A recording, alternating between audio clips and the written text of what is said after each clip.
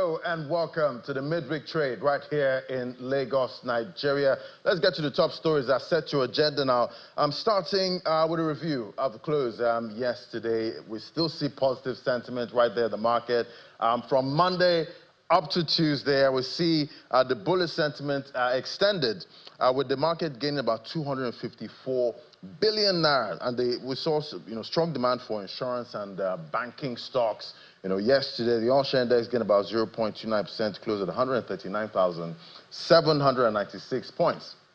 I guess the big question is this week, do we cross over the 140K again? At this point, I guess that's flipped over to resistance. At this point, are we going to break that this week, or will the bears come back and play fully in the market throughout this week? But we'll definitely find out about that. But let's flip over to some earnings forecasts. Definitely we get earnings from most of the listed companies. They tell us how their financials are doing.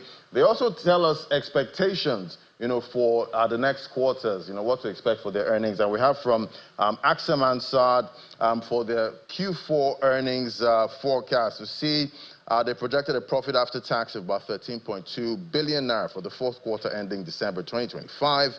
According to the company's earnings forecast submitted to the Nigerian Exchange, insurance revenue is expected to reach 159.4 billion naira, with reinsurance costs and service expenses taking up over 140 billion naira. A strong investment income of nearly 19 billion is set to support earnings, while profit before tax is forecast at 15.5 billion naira. AXA also expects to close the quarter with a 22 billion naira cash reserve, up from 20 billion at the start of the period. Meanwhile, Linkage Assurance PLC, they're projecting a profit after tax of 403 million for the fourth quarter ending December 2025. According to the company's forecast, insurance revenue is expected to hit about 5.3 billion naira, supported by investment income of over 1.1 billion naira. Despite insurance service expenses and reinsurance costs, the company forecasts a profit before tax of 424 million naira. Linkage also expects to close the quarter with a cash balance of 3.9 billion naira, reflecting strong operating and investing cash flows. We'll see what investors do with those forecasts. Definitely, is it going to be a beat or a miss? We'll find out Q4, that's Q1 of 2026 when we get those results.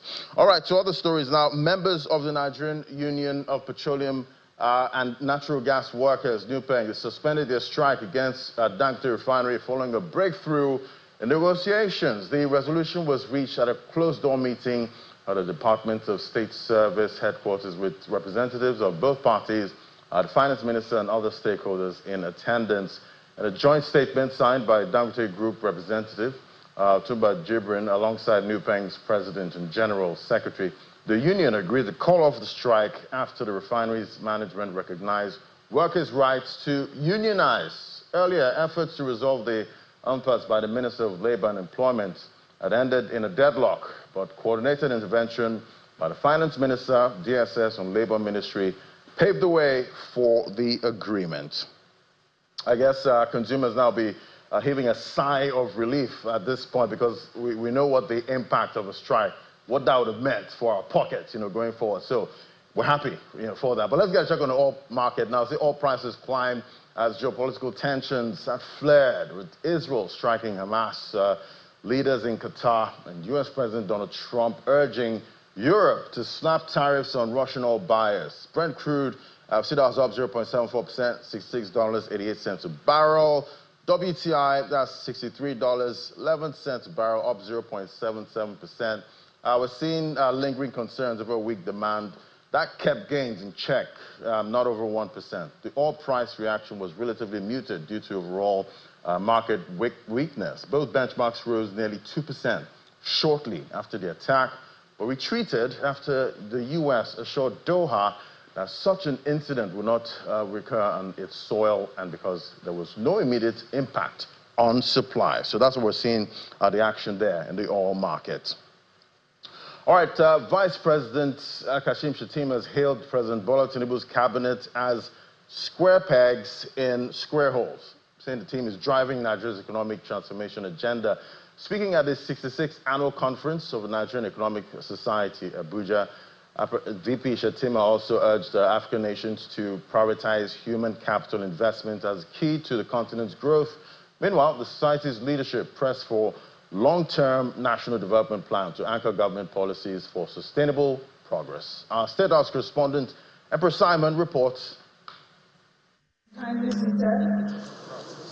The 66th Annual Conference of the Nigerian Economic Society brings together professional economists from both the public and private sectors, with Vice President Kashim Shettima in attendance. In a changing economic landscape, the need to rethink Africa's development for economic transformation and social inclusion is what the conference seeks to achieve. Professor Adiola Adenikinju for his welcome address. It also provides an opportunity for the leadership of the Nigerian Economic Society to make some requests. We appeal to the Tinubu government to reinstate the president of the Nigerian Economic Society as a member of the economic management team. Former Minister of National Planning, Mr. Shamsuddin Usman, believes Nigeria needs a long-term national plan that will guide policy formulation and ensure continuity in governance. Why do we keep flip-flopping from one policy to another, and we don't have, like the Chinese, like the Indians, like the Malaysians, and so on, a plan that is institutionalized, that everybody accepts, and all happens is one government comes, modifies it, but it is the same plan. However, the Minister of Budget and National Planning says the current government is implementing the Nigeria Agenda 2050, initiated in 2020.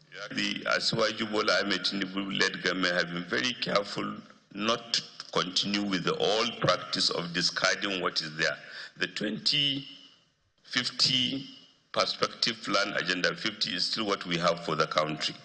Before his remarks, Vice President Kashim Shettima is inducted into the fellowship of the Nigerian Economic Society. It is about wisdom, humility, and most importantly, service to humanity. Please, let's applaud this moment. Let's applaud this moment. The Vice President says Africa's population offers an asset for development. Africa must embrace structural transformation that embeds its human capital and reverse unemployment. Poverty must be confronted head-on, for the promise of this continent to be realized in the lives of our people. He also speaks about President Bola Tinubu's strategic reform policies and the efficiency of the president's cabinet. The roads may have been bumpy, but our steps are firm. Consistent quarterly GDP growth, improved fiscal space, growth in external reserves, decline in inflation, stabilized exchange rates, and steady expansion of our infrastructure stock are gradually restoring investor confidence in Nigeria's economy. This is what happens when economies are not sidelined. Economists are very active in this business of governance. The conference is expected to dig deep into policy and governance to support Africa's sustainable development and economic growth. Emperor Simon, Channels Television News.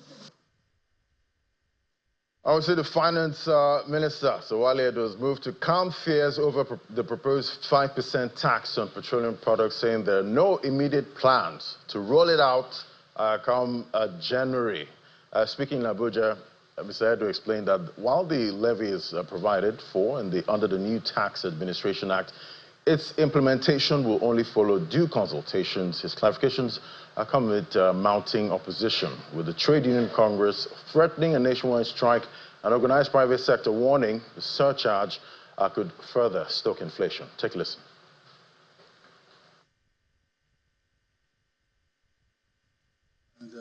There's no reason.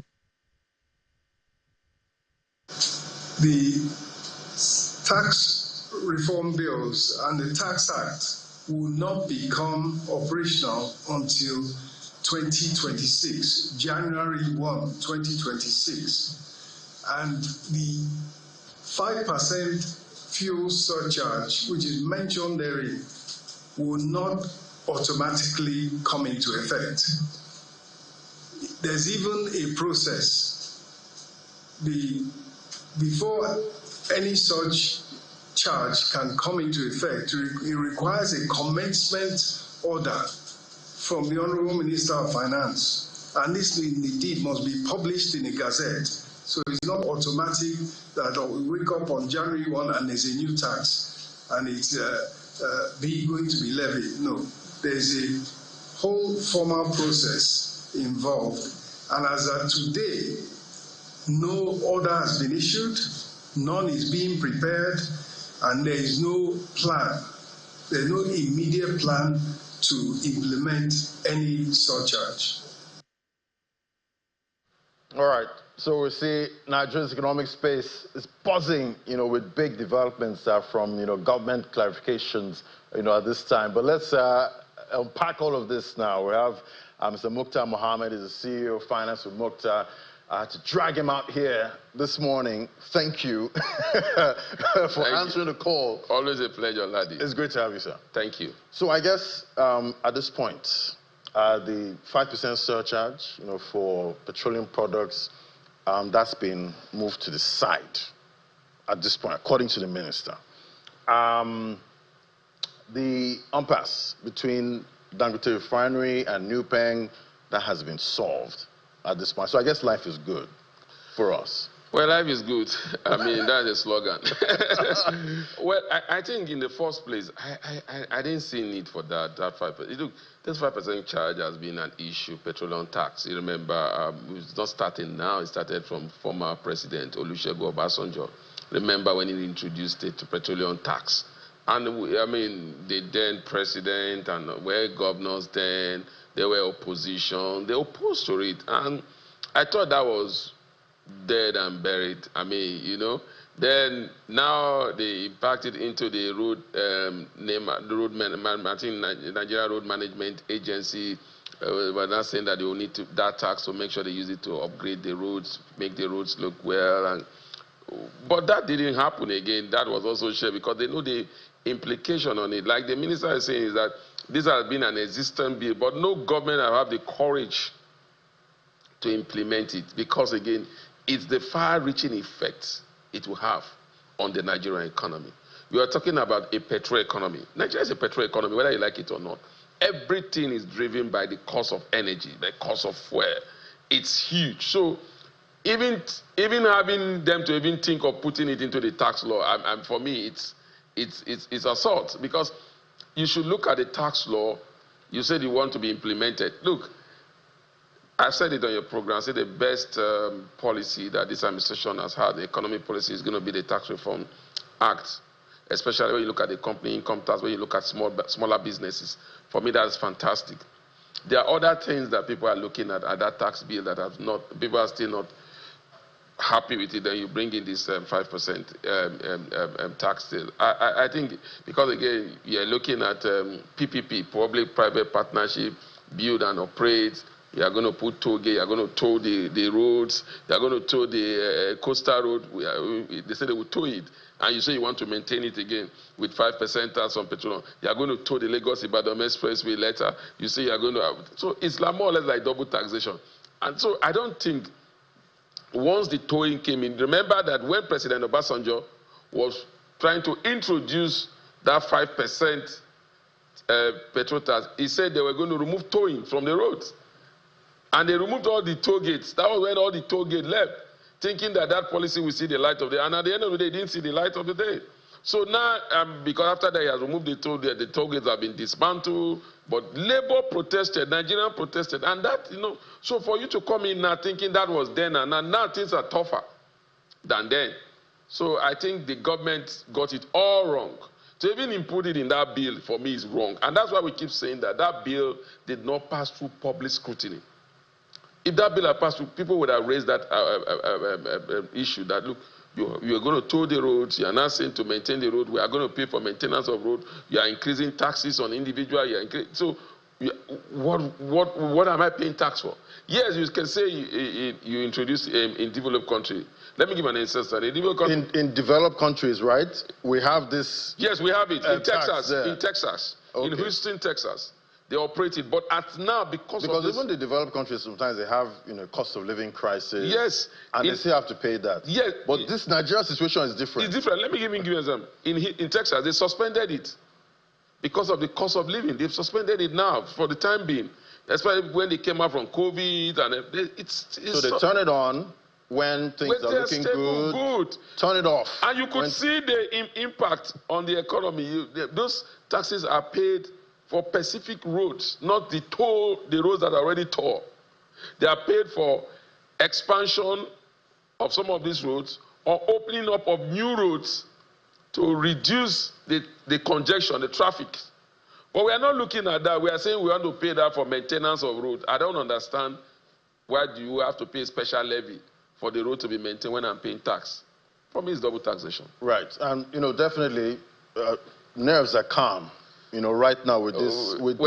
I'm happy the minister came in and did what I call a war press conference to that, because even the chairman of the Tax Reform Act did not help matters. So when he came in, he said that is being there, but it's not going to be implemented immediately. And it could come up at some point. I don't know when. Maybe when things get really good. The cost of living crisis eases in Nigeria. Let's look at it. If you gazette the tax act, like the minister said, it is gazetted by the Ministry of Finance through the approval of the National Economic Team through the President. Doesn't mean we are going to do selective implementation, because it's in the Act. So that means if it's gazetted, that means everything in that Act should be implemented.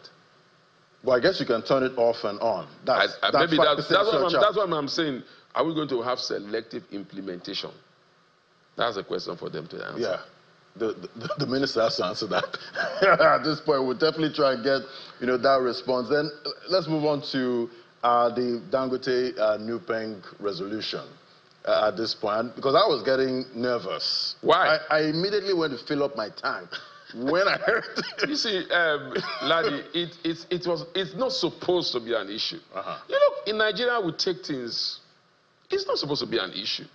Because you're talking about a private business, you're talking about NUPENG, you should have because you have a problem with Dangote, it should affect the whole life of every Nigerian. So why not say our members will not be lifting product from Dangote refinery, pending when we resolve this issue? Why are you now putting all the burden on everybody?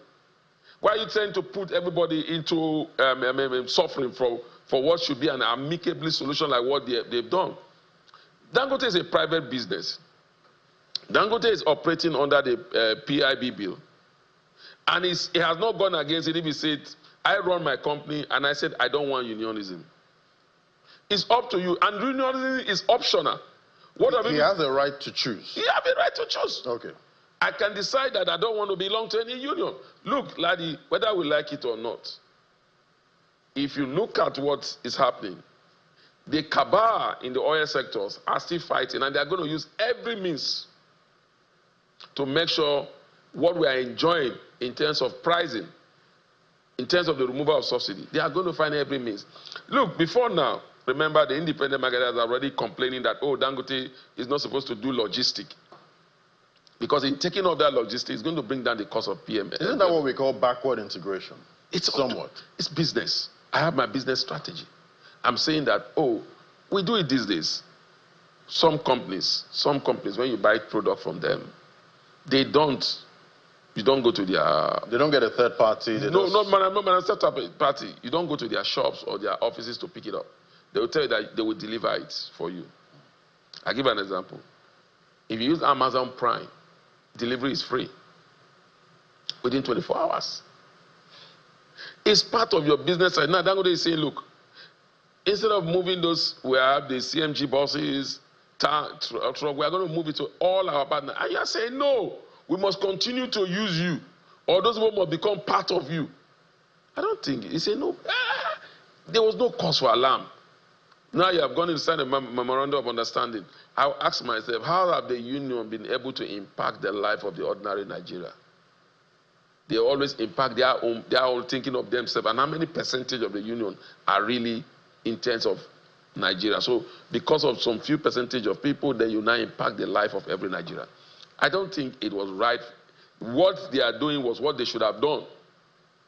Don't set the system in panic. You would have gone to have that meeting with Dangote, and you both would have sat down, and the MOU that you are doing now should have come out, not trying to threaten with strike. And even though strike was some of them were saying, no, we are not part of it. So you would have even lost your credibility. Okay, but, you know, a country, you know, going through, you know, high inflation, a cost of living crisis, experts say there's that risk that workers will be taken advantage of, you know, at some point. And I guess that's why we have the unions, to try and protect these workers. Laddie, some of these unions have gone picketing in the talk about protesting, picketing, compressing some multinational organizations. How much have they been able to achieve? So you're saying the unions are toothless? Look, for private businesses, even with the government business, remember the Nigerian Labour Congress, what's the minimum wage that you want? Oh, 100 and something thousand, that was supposed to be a minimum. At the end of the day, the president came and said, I will only pay 70,000. They did not go back to work. Look, he who paid the piper, they take the tune. I know what I'm earning. I know how much I can pay. That is negotiating power. So when you see union fighting, there are people that come into an organization and they are earning higher than the other people they made it. It's their negotiating power. They offer you something, you don't want to take it. There's no, the only thing we have is minimum wage. Minimum wage is 70,000. Minimum wage. You cannot pay below 70,000. If a doctor decides to work in Dangote refinery and decides to take 70,000, that's what he negotiated for. That's his business. That's what he thinks is his value. You don't come and say, oh, this must be the threshold for a director, I mean, no, this is a private business. I'm out to make profit for myself and for my shareholders. But we know there are some businesses that take advantage of workers. It's all over everywhere. It's just like workers also should take advantage of businesses also. Just like what NUPENG is doing, they are taking advantage of it because they think their strategic nature in that in the oil and gas sector. And they know that once they sniff, then the whole economy everywhere will just be in panic mode. And they're taking advantage of it. You can't say that everybody has his own advantage. So, you know, looking at everything that's played out, you know, so far, how would you gauge impact to investor confidence before resolutions? I think that's where Dangote has acted professionally. I mean, and the presidency also, we should commend them. They didn't just sit on the fence. I thought they were going to sit on the fence. But they know the impact that, and I'm happy that the presidency stepped in. And Dangote refinery also listened to the presidency, and NUPENG also saw needs to have that negotiation. I think that will give investors more confidence that labor matters can be handled professionally and every party come up and resolve the issue. I think for me that was a good thing. That will give investors more confidence. But if it has gone the other way, because it's a private business, and we are here crying for investors, the president is traveling all over the world to look for investors. No investors want to come to an economy whereby a union can hold you ransom. No investor want to come in there because they are investing their funds. They are looking at the environment. So when you create that kind of volatile environment, you don't attract investors. So this is good, especially what would have happened because Dangote refinery is one of the biggest refinery in the world, and it's the news out of any news in terms of business from Nigeria. The biggest business news in Nigeria is that you have a refinery that's one of the biggest refinery in the world, located in Africa, located in Nigeria, located in Lagos. So anything that happens there is a pointer to what your economy is like because you have a very strategic company that is listed there. Right, and you know, some would say, you know, since we've had this refinery now, that's the Dangote refinery, it almost seems like there's been no peace. Do you think at some point we will have peace? Laddie, there will not be peace. You know, there will not be peace because there are a particular set of people that enjoyed this industry for the past 20-something years, for the past 30 years. They have been making Nigerian and making the government. Those are the cabals that were enjoying subsidy. So they are going to fight anyway. There were companies that were importing fuels. Now importation seems to be, you know, nobody just stay and watch his business die. So whatever means they are going to fight. Now the fight they will do, they tell, oh, it's monopolization. Why should it be only him? They have forgotten that there's a Watersmith refinery somewhere. There's a Boa refinery coming up very soon. There are a lot of smaller modular refineries.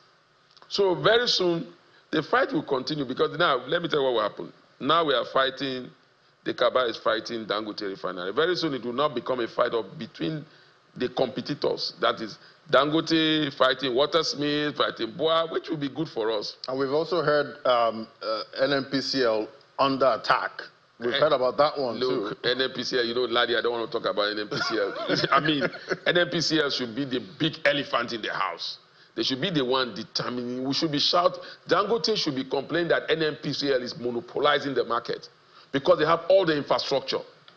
Unfortunately, lack of leadership. Not from this president, not from the last leadership. It has been a collective leadership issues with the NNPC. That's why we are where we are today. There is no how that NNPC should be a major player, not only in Nigeria, Africa, and global. We should be competing with the lack of Petrobras. Why should we be so excited that Petrobras is coming to Nigeria? Why should we be? If little companies like Oando, Seplat, Arade are acquiring companies outside Nigeria, why should NNPC not do that? Because of lack of leadership. So we expect that very soon we'll see NNPC being the big player in the market. They have all the infrastructure. NNPC can pump. NNPC before now, we didn't even have tanker drivers. NNPC have the infrastructure to pump refined petroleum product from Port Harcourt to Maiduguri. The pipelines are there. They have the infrastructure. They should be the one monopolizing. We shouldn't even be talking about this logistic Dangote moving truck from point A to point B. NNPC would have killed it. So that's why I don't like to, because there's so much potential in NNPC. It's a very sensitive. They have so much resources. So much resources. You know, just like I'm not even talking about the money. I'm not even talking about this. I'm talking about the infrastructure. NNPC used to, I remember then when I was schooling in Niger State, NNPC used to pump fuel from Port Harcourt to Suleja, from Suleja to Mina. NNPC have tank farm almost every state in Nigeria. At that time, the only thing you see the tankers about is to move within Mina or within the local government. They go to a particular local government and load that fuel and take it to various local governments. It's not now that we are seeing people loading fuel from Lagos and taking it to Maiduguri. It's nothing like that. So we need the NNPCL to flex that muscle. Look, NNPCL should flex their muscles again. Right. I'm happy with the new leadership, private sector driven. Right. Hopefully, we should see NNPCL becoming the big player in the market. We won't be having issues like this. And maybe NNPCL going into other countries. That's just like that's the game changer. That's the game changer. That's the game. Remember when President Obasanjo was selling NNPCL? Then, so the owner today of Dangote refinery, food for thought. We would wonder what NNPCL would have been if that deal was allowed. I can only imagine. You can only imagine. If that same person today have the largest single train refinery in the world, you should just imagine what he would have done with NNPCL. Mr. Mokhtar Mohammed, I guess that's a good place to anchor it. Thank you so much for coming on today and for answering the call so early last week. When China's call, we answer. Thank you so much. All right, Nigeria's food delivery space is undergoing a quiet revolution, with more young people turning to digital platforms for convenience, with restaurants increasingly relying on technology to reach new customers. We're seeing startups emerging as key players in the country's digital economy. Beyond just delivering meals, platforms are helping small businesses grow and creating jobs in the gig economy. Well, join us now to unpack this. Well, Femi Luko is the CEO, co-founder at Chowdeck. Join me right here in the studio. It's great to have you. Yeah, hi. And I'm going to ask for my chow again at this point. Maybe you give me after the show, because I know you deal with food a lot, and with very, very sweet food. All right. Let's look at what's playing out, in the industry, right now. We're seeing, there's a cost of living crisis, at this point. And restaurants still need to make sales. We still have, a couple of consumers still, that have that taste for good food, and they want to, still order food even though they don't have that much money.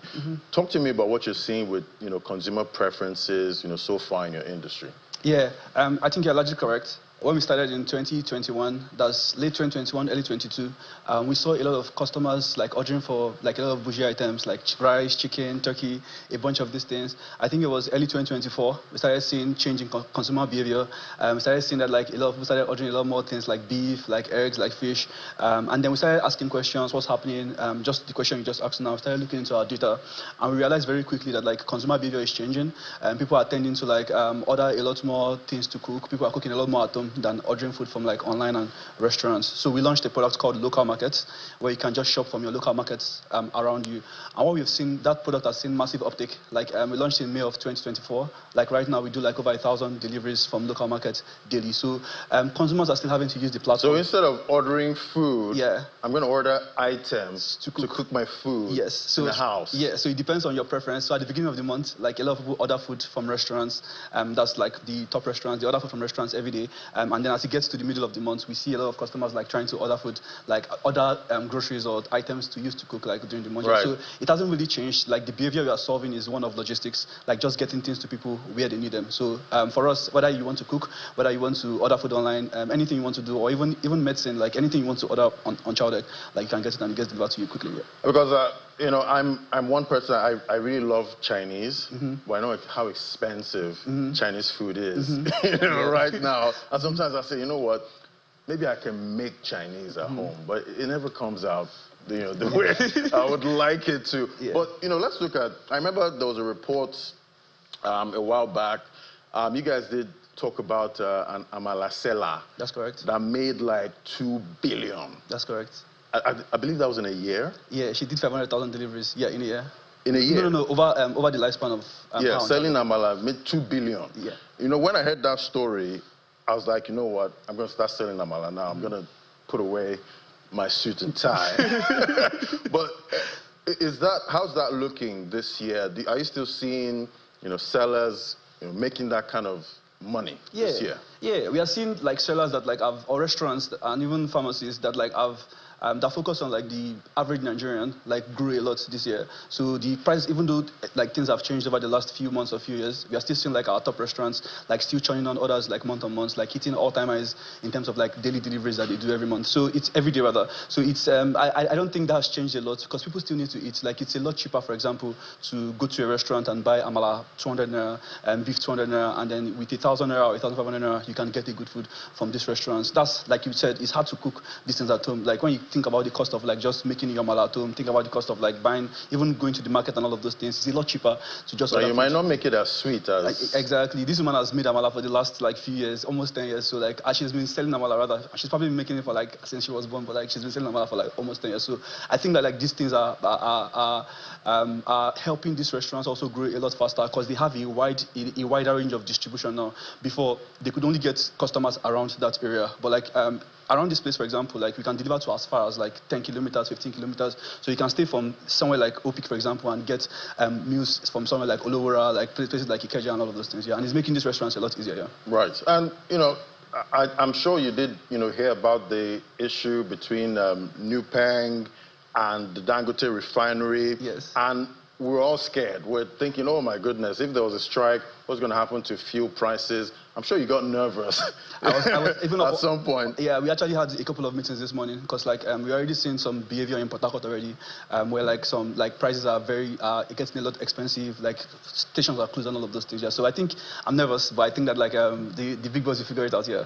They figure it out, you know, at this point. Out, yeah. But you know, how do you manage you know, logistics, you know, costs? Because definitely we know fuel prices are still high, you know, at this point. Most of us in our minds were trapped at a particular price per liter of fuel. That's correct. So these prices are still very high.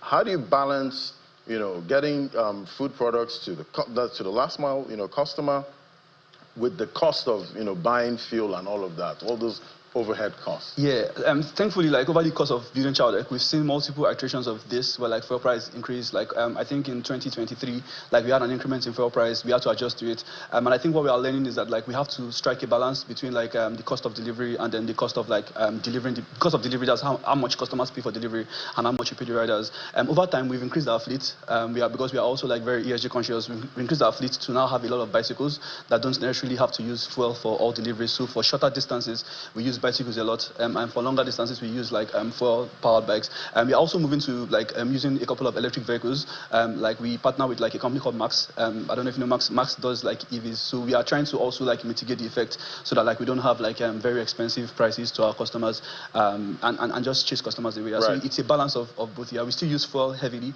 but like it's a mix of like for short distances we use a lot of bicycles, and bicycles don't require fuel. So the only cost we now have to deal with is just the increased cost of living, which we now have to balance in the pricing to our customers. Right, and I see a lot of those boys, riding, bicycles, getting their deliveries. Yeah. I ask myself, how profitable is it for these boys, riding this bicycle? It seems like a good business because you're fit, you're riding that bicycle, that's fitness, and you're making money. But are those boys, are they paid well? Yeah, like I published a stat like I think a few years ago. It's probably higher now. Like on the average, like the child rider makes at least 100,000 naira every week.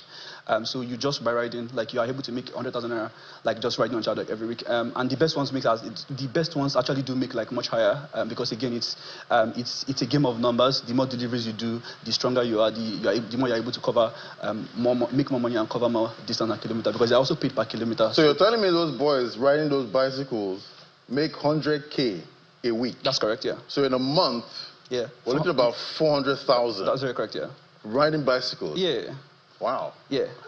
Okay. Yeah, that's incredible, because I did see, something about, the ride-hailing drivers. I did see one report one time that they were earning even more than doctors. Yeah. I think it's very correct, but again, it also comes with like its own like additional cost. Like you have to maintain the bicycles. This is how much you get paid, but like again, you have to maintain your bicycles. Again, it's not as expensive as maintaining your fuel-powered bikes. Right. But like in the long term, like and because it's also bicycle, you can't drive for too long.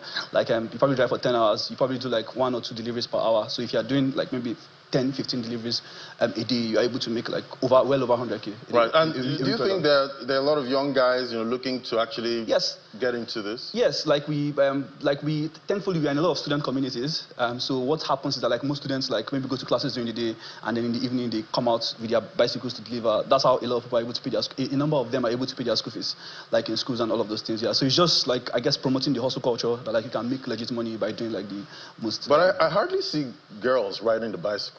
They do ride. They do ride. Yeah, they do ride. Maybe not around like communities like smaller communities, but like in the bigger and more mature communities like VI, like Ikoyi, like Ikeja. Yeah, but we have a number of female riders that ride for child care. All right. So let's look at the big picture. At this point, we have investors looking for a way to stash cash at this point that would actually bring fantastic ROI. And some will be looking at this business now, the logistics business, and some have got into the business and they failed. They've not been able to last maybe 5 years or so. What would you say are the real challenges in doing logistics business in Nigeria? Yeah, I think you've rightly touched on a couple of them, which is like things like the fuel situation. But I think what we've done very well is just like innovating around a lot of these solutions. Like it was bikes we used to use for deliveries before. Now we use bicycles. Scale is also a big problem, which is like also like just these restaurants expanding. Because a restaurant that used to process maybe like 10 or 20 orders in a day before, on child now they're doing like 400, 500 orders in a day. Like that comes with like additional complexity, like additional like expansion, additional growth, and all of those things. There's also the cost of education too. Thankfully, like guys before us had done the work to just educate a couple of these customers, but it's still a very small market. You know what I mean? Like previously, like it was just very few areas in Nigeria that had like food delivery available to them. It was also like very few things that could be delivered online, things like pizza, things like burger. But now we have expanded our market. Now we deliver things like amala, things like jollof rice, things that like people eat every day. And then we also learned very quickly that like the logistics of delivering amala is very different from the logistics of delivering pizza. So how you even handle the packaging, how you design the bags, down to like how the bikes even move, like plays a very huge role in how these things get delivered to customers like effectively. And I think that like those are the early challenges we had to face, we had to solve, and now we are where we are. Right. And, we've heard some very wise people, say in the past that if there's a cost of living crisis, if there's problem, that just go into food business.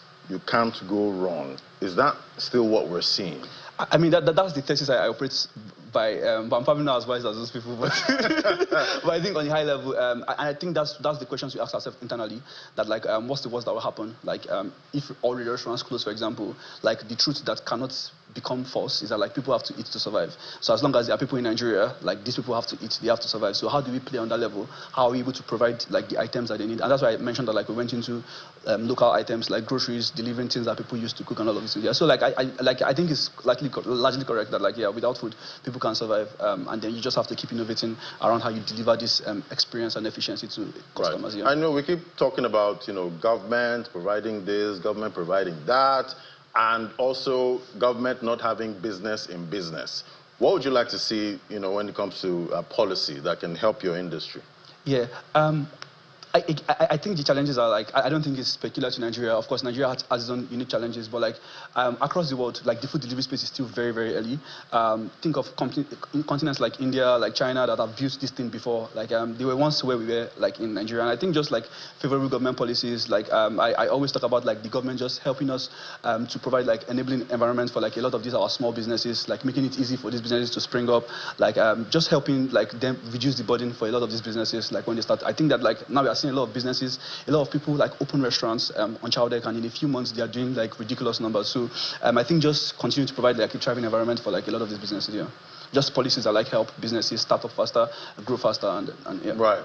Not a heated environment. Yes. An environment that's cool, yeah. For business at this point. Yeah. All right, it was great having this conversation with you. Thank you so much, Femi Oluko, the CEO, co-founder of Child Deck, that did not bring my child right here, that I did not order.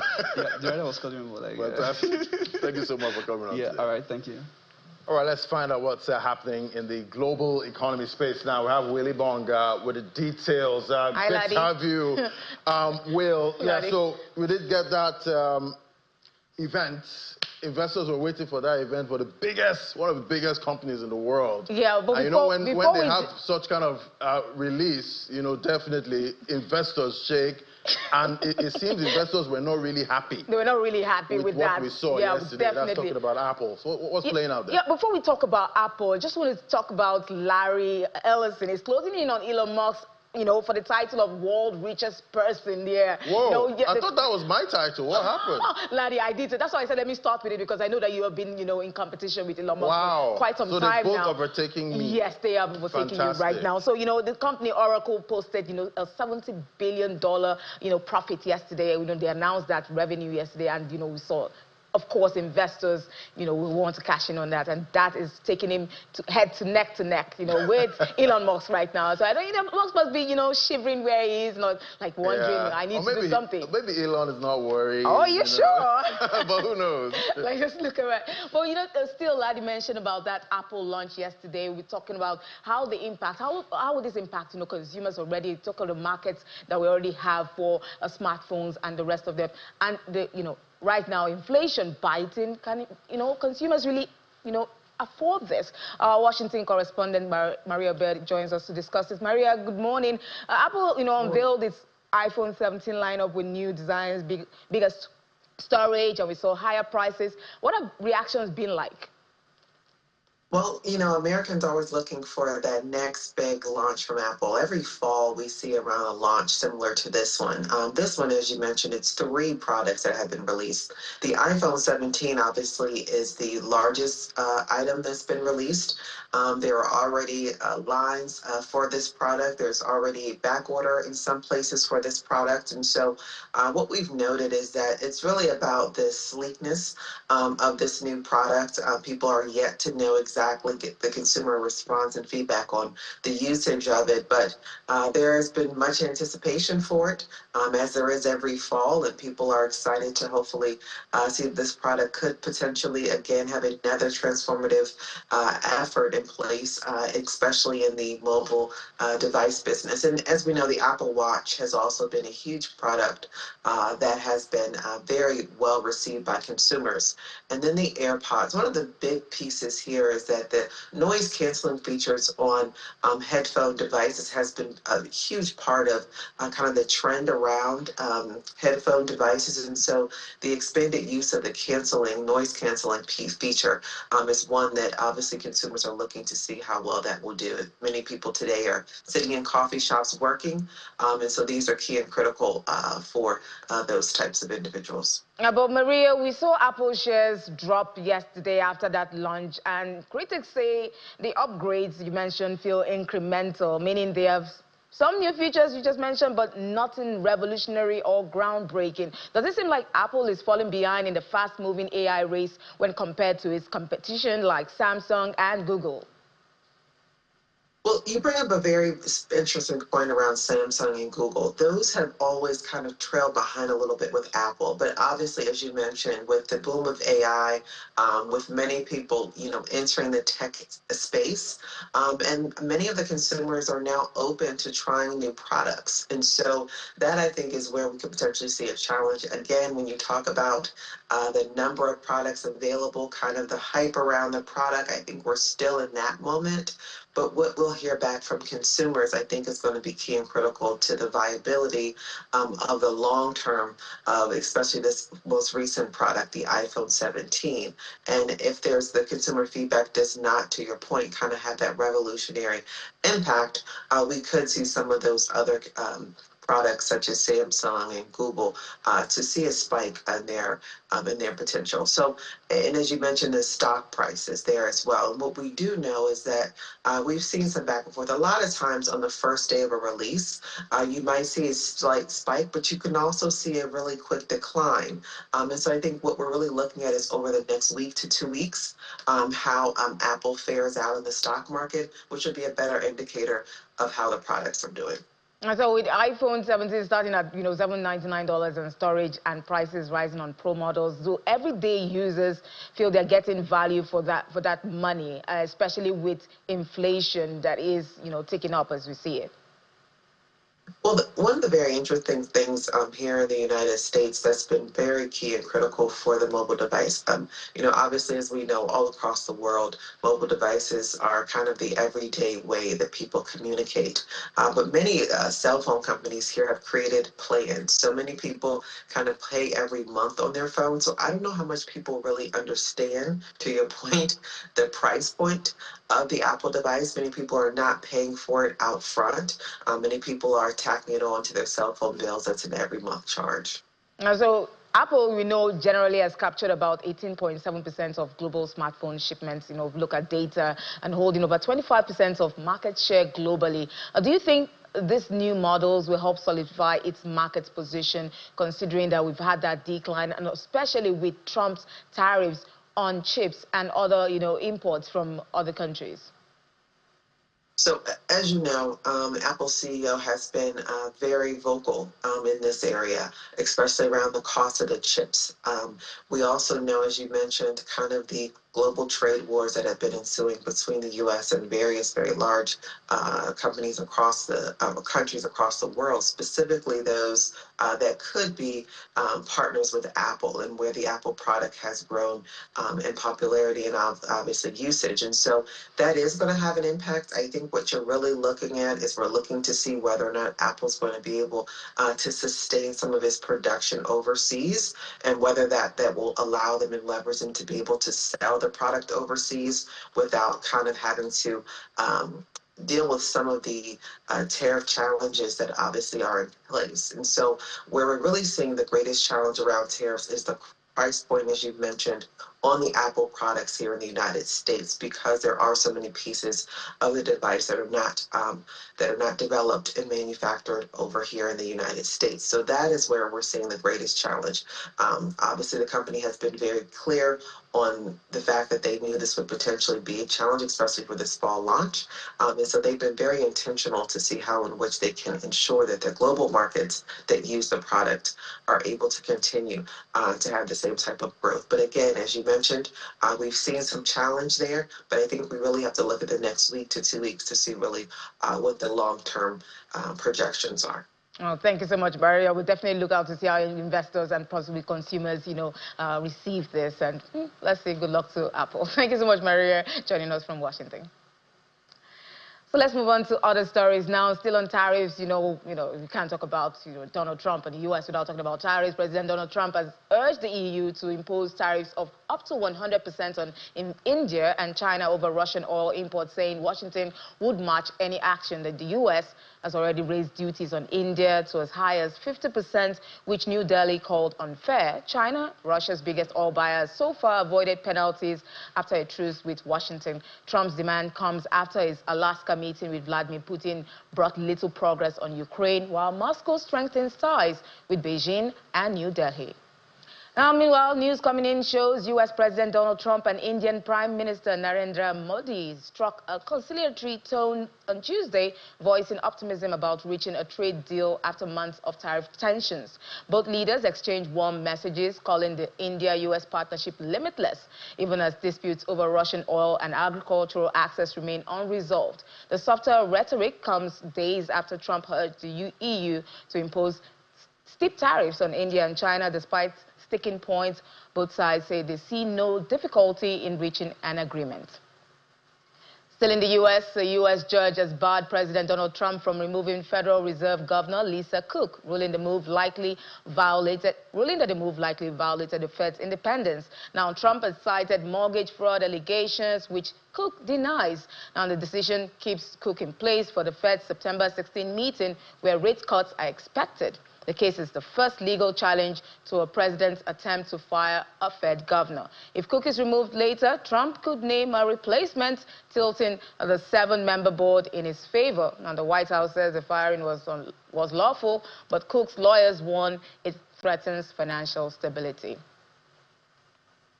And that's all we can take on the global news space. We'll come in tomorrow with more updates. Laddie, that's what's happening. It's really hot out there in the U.S. I'm kind of like, maybe I should go in the winter when it's snowing. Yeah, so much happening there, and we'll bring you up to speed at 1:30 on how the markets are reacting to that. Thank you so much, Will. So that's the show. Today we're seeing positive sentiment. I just had a peep into investing.com, and I'm seeing positive sentiment for the local stock market. We'll see if that continues into intraday. Thank you for watching. I'm Laddie Williams. From me and the team right here at Channels HQ. It's bye for now.